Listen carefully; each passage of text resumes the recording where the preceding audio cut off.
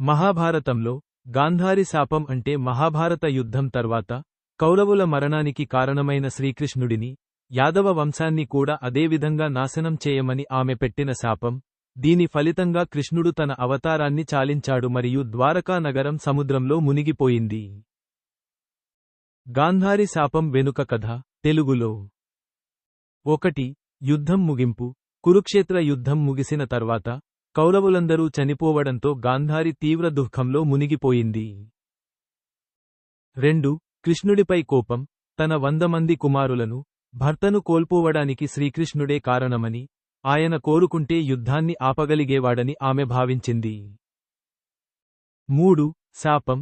కోపంతో శ్రీకృష్ణుడి వంశమైన యాదవులు కూడా తమ బంధువుల మధ్య జరిగే యుద్ధంలో ఒకరి చేతిలో ఒకరు చనిపోయి నాశనం కావాలని గాంధారి శపించింది.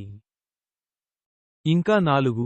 ఫలితం. ఈ శాపం కారణంగానే మహాభారత యుద్ధం ముగిసిన కొద్దికాలానికే యాదవ వంశంలో అంతర్యుద్ధం జరిగి యాదవులు నాశనమయ్యారు, శ్రీకృష్ణుడి అవతారం కూడా ముగిసిపోయింది. ఈ శాపం మహాభారతంలోని ఒక ముఖ్యమైన ఘట్టంగా ధర్మం, కర్మ ఫలాలను సూచిస్తుంది.